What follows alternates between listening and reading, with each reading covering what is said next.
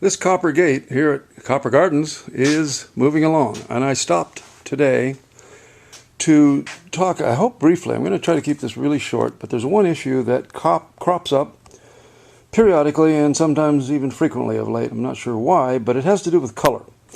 And what I want you to see, if you're following along or if you just like copper work, and some of you wonder how we do this, and maybe a few others are comparing to what they do, but let's talk about color. Now, if you were to look at this leaf, just pick it out as an example, there's some really interesting colors in there. Interesting, but not where we really think we want to go. We could perhaps capture some of those, but then look at the rest of this leaf and the stem and the branch that it's brazed to. The problem here is that we have to bring it up to a temperature of around 1600 degrees in order to get the brazing to flow nicely and become fully and thoroughly joined wherever we choose. And that heat brings up this discoloration. Now, these leaves are just, in my personal esteem, ugly. That dark color there, some of which wipes right off, is just the residue, the oxidization of the copper from a very high temperature.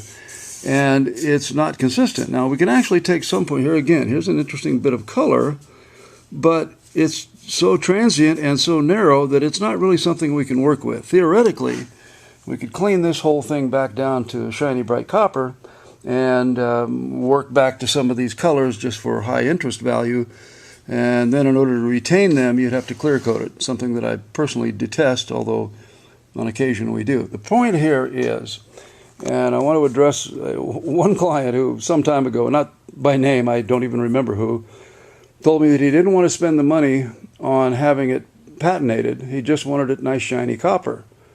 And I said, well, that'll only cost quite a bit more. And of course he couldn't understand, thinking that when we went to work with copper it all came out looking about like this. Well, this particular piece looks about like this because I've already cleaned it and buffed it down, and it'll still get further cleaning before it's ready to be colored or patinated, as we call it. I think the point of all this is that it's sometimes hard to understand, for instance, the complexity of, well, here's a joint. Here's a complex joint. And if I just brazed that and left it alone, that's how black and ugly it's going to begin life.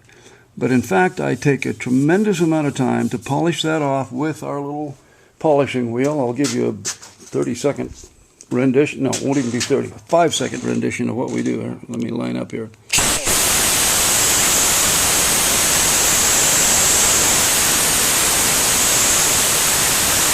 All right, so now that was over 5, wasn't it?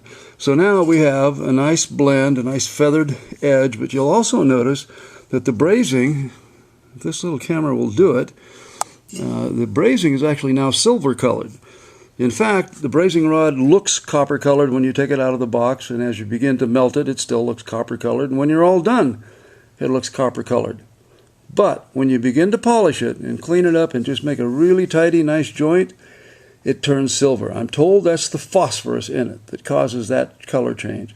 Since it's still 85% copper, as we color it, it will indeed change almost the same as the surrounding copper, but the fact that it's down in joints and in a somewhat of a shadowed area makes it a very, just makes it conducive for the eye to forgive that slight color change. And in fact, on a finished gate, I have probably no more than 3 or 4 times in the history of doing this had somebody point that difference out to me. People don't see it. We're not trying to hide it. That's not the point. We're not trying to tell you that it's something other than what it is.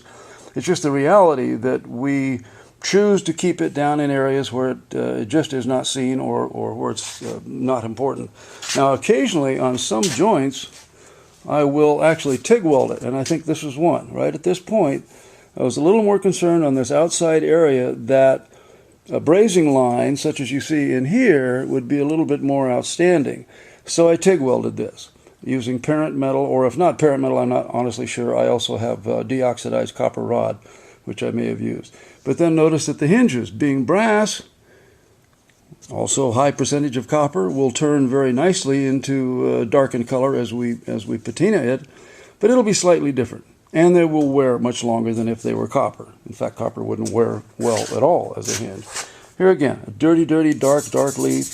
Has a lot of cleaning, chemical cleaning, by the way. I'm talking about actually using a very caustic chemical. We buy it from Surefin Chemical, yeah, on Spence Street in Los Angeles. There's a little plug for Surefin. But I've used them for now 17, 18 years, and I'm confident that they have a fine product. It's repeatable. Every time I get some, it's the same. It works well. So I think that obviously gone on much longer than I expected. We're looking at 5.5 minutes here. I'm kind of sorry about that, but I hope somebody is getting a little value from this. Perhaps a client someday will look at this and go, oh, I get it. I see what you have to deal with. So there you are. Almost 6 minutes. Thanks for watching. We'll check back in as this gate is being finished up.